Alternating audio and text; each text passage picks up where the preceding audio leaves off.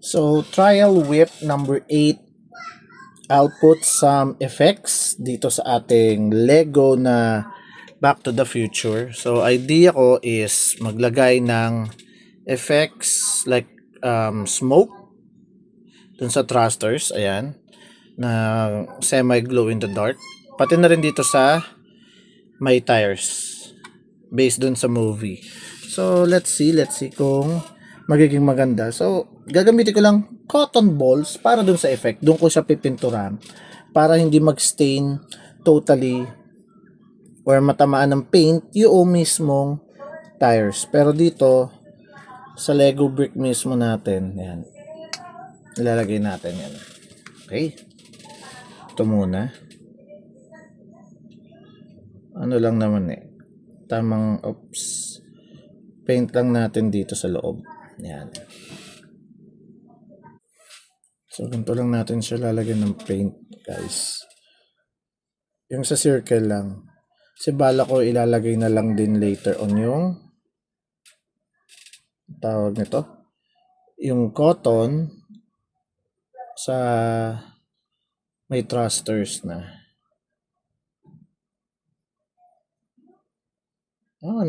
Pumasok lang sa idea ko kanina lang eh. Naisip ko, gawin kaya natin, try natin kung anong kakalabasan. Total, hindi ako makatulog na. Di, gawin na lang natin tong whip. Diba?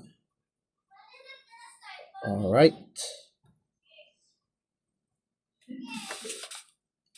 Tapusin ko lang layer long. So, naisip ko lagyan, singit lang yung yung bulak. Tapos kukulayan na lang natin. Tapos medyo gagawin natin wavy, hiwalay-hiwalay ng konti. Yan. Diba? Para kapag linagay yan dyan. So, concept lang naman. Yan. Pag kinabit yung Lego part dito, diba? Ganyan ang mangyayari sa kanya. Parang may thruster or smoke, diba? So, yun lang. Let's wait and see. Yo, what's up? Ito na guys, ang finished product ng mabilisang whip for today, which is Thursday. Ayan, makikita nyo naman. This is the Lego figure from the Lego Speed Champions na DeLorean Back to the Future. So, naisip ko, kanina pagkagising, biglang pumasok sa akin, why not? Lagyan natin ng effects ang ating Lego DeLorean. So, ang ginamit ko is, kagaya na nakita nyo sa unang video, cotton or bulak, yan. Tapos, pinaint lang natin, and bago ko siya i-paint, siniksik ko muna na siya dun sa tires kung makikita nyo, ayan. Diyan sa loob. Sa Lego, para pababa. Kasi dun sa movie nga, yung thrusters, diba? Pataas. Pero, hindi ko man siya gayang-gaya, yung thruster, then yung smoke, ginanyan ko na lang siya with the use as well of the paint ng Armored Komodo na fluorescent yellow and orange with a combination of both, and as well yung clear red para medyo mukhang red orange ang datingan niya.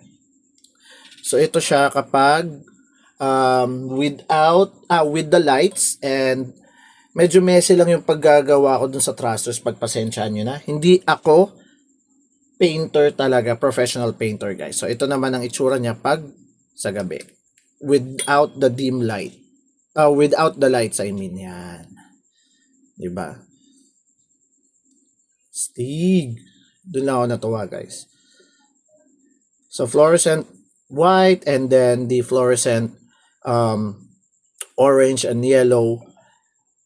Minix ko lang doon sa bulak or sa cotton para magmukha siyang thrusters with the smoke itself. So, ayan siya guys. Diba? Napaka-solid, napakaganda. Panalong panalo. Wala kang masabi. Yan. So, yun lang guys. So, it's just a short whip. Sabi na natin whip number 8 ko na to for my action figure. So, see you the next whip or video. So, this is Sumrock Luna. Thank you for watching and collect responsibly, guys. All right. Happy collecting. Peace. Bye bye.